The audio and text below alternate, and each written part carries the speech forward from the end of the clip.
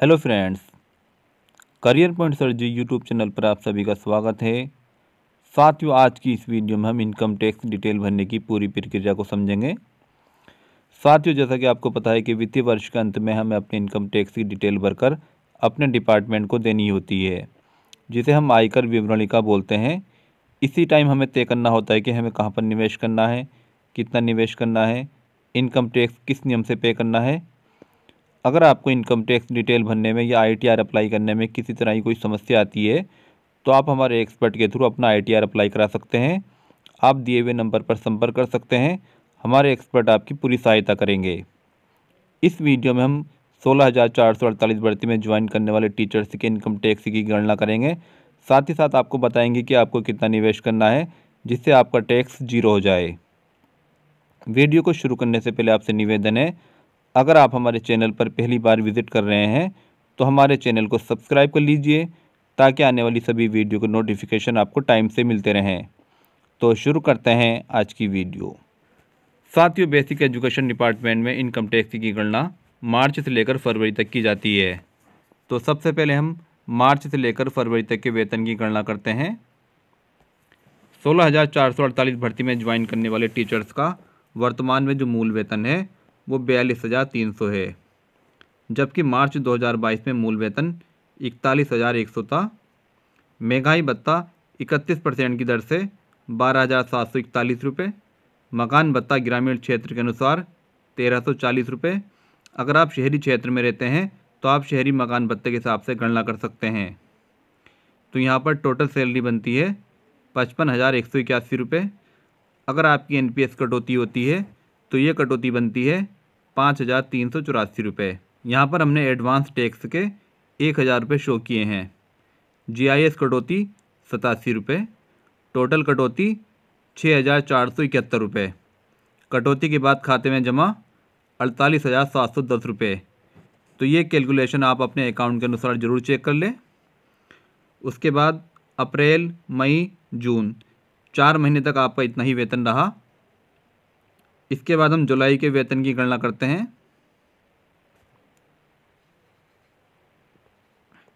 जुलाई महीने में आपका इंक्रीमेंट लगता है तो यहाँ पर आपका मूल वेतन हो जाता है 42,300 रुपये। यहाँ पर DA आपका 31 से बढ़कर 34% हो जाता है तो यहाँ पर DA बनता है 14,382 रुपये। टोटल सैलरी 58,022 रुपये। टोटल डिडक्शन 6,755 रुपये।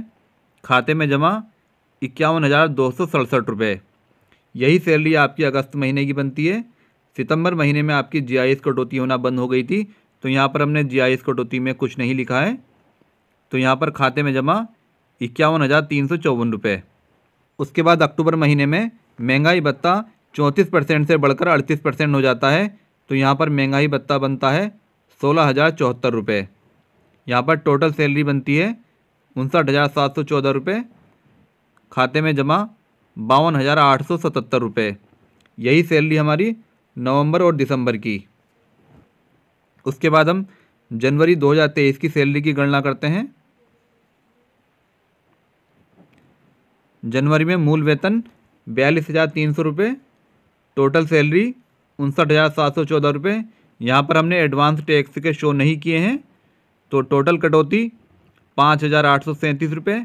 खाते में जमा 53,877 रुपये। यही सैलरी हमारी फरवरी महीने की थी। उसके बाद यहाँ पर हम टोटल कैलकुलेशन करते हैं। यहाँ पर हमारा टोटल HRA बना है 16,080 रुपये। टोटल सैलरी 6,93,360 रुपये। NPS कटौती 67,728 रुपये। एडवांस टैक्स के 10,000 रुपये। GIS कटौती 522 रुपये। टोटल कटौती 78,250 रुपये। उसके बाद हमने यहाँ पर बोनस के ऐड किए हैं 6,908 रुपये। DA 31 से 34% जनवरी से लेकर जून तक। हालांकि हमें जनवरी से लेकर जून तक जो DA मिला वो 31% की दर से मिला, लेकिन हमें मिलना चाहिए था 34% की दर से। तो ये 31 से 34% के बीच में जो डिफरेंस था ये बनता है 7,398 रुपये। इसी तरह 34 से 38% के बीच में जो डिफरेंस था 5,076 रुपये।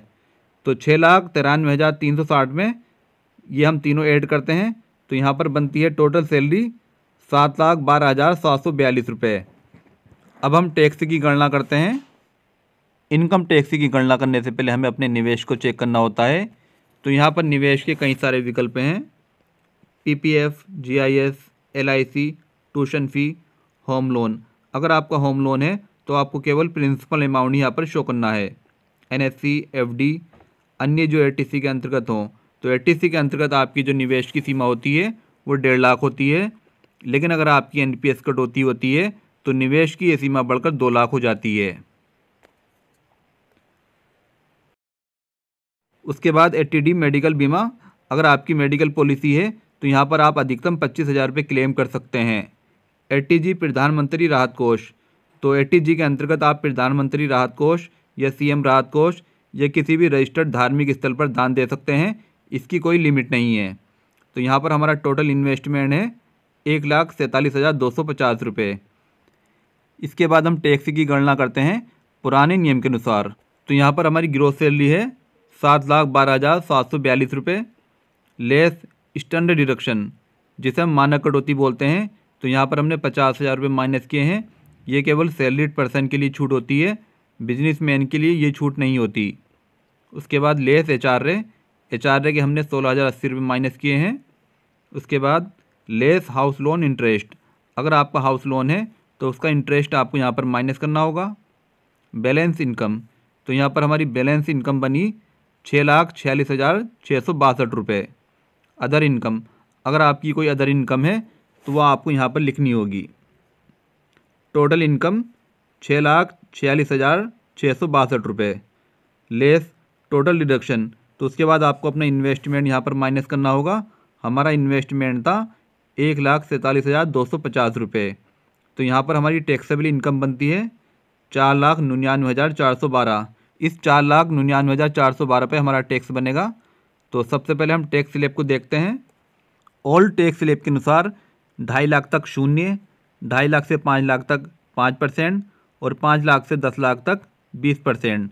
तो यहाँ पर हमारी टैक्सेबल इनकम थी 4,99,412। तो यहाँ पर हमारा टैक्स बनता है 12,471 रुपये।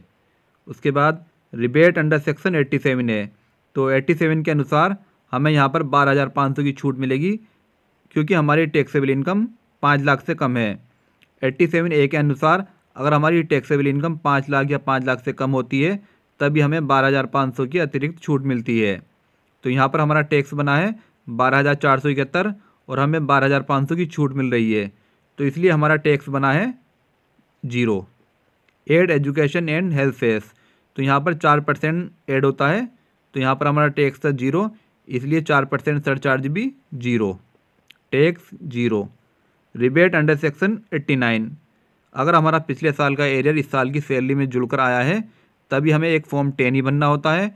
फॉर्म 10 ही बनने के बाद हमें इसमें छूट मिल जाती है। Total tax 0। एडवांस टैक्स था हमारा 10,000 रुपये और हमारा 10,000 रुपये ITR के थ्रू रिफ़ंड हो जाएगा। इसके बाद हम नए नियम को देखते हैं।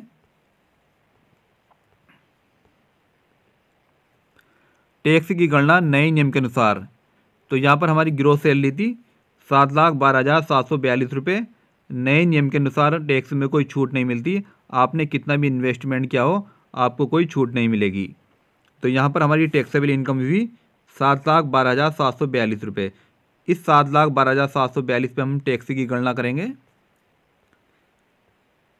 सबसे पहले हम न्यू टैक्स स्लैब को देखते हैं। तो न्यू टैक्स स्लैब के अनुसार 2.5 लाख तक 0, 2.5 लाख से 5 लाख तक 5%, 5 लाख से 7.5 लाख तक 10%। तो यहाँ पर हमारी टैक्सेबल इनकम है 7,12,742 रुपये। तो यहाँ पर हमारा टैक्स बनेगा 33,774 रुपये। रिबेट अंडर सेक्शन 87, तो यहाँ पर कोई छूट नहीं मिलेगी क्योंकि हमारी टैक्सेबल इनकम 5 लाख से अधिक है। तो यहाँ पर हमारा बैलेंस टैक्स 33,774 रुपये। यहाँ पर 4% सरचार्ज 1,351 रुपये। टैक्स बनेगा टोटल 35,125 रुपये। Rebate under section 89 0, total tax 35,125 रुपये। एडवांस टैक्स था हमारा 10,000 रुपये। टैक्स पे हमें 25,125 रुपये और पे करना होगा।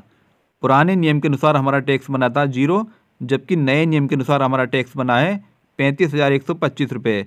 तो अगर आपने इन्वेस्टमेंट किया है तो आपको पुराने नियम के अनुसार ही टैक्स पे करना चाहिए। उम्मीद है कि आपको टैक्स पे करने की पूरी प्रक्रिया के बारे में जानकारी मिल गई होगी। अगर आपको कोई और भी जानकारी चाहिए तो आप कमेंट बॉक्स में जाकर कमेंट कर सकते हैं। वीडियो पसंद आए तो लाइक कीजिए, शेयर कीजिए। धन्यवाद।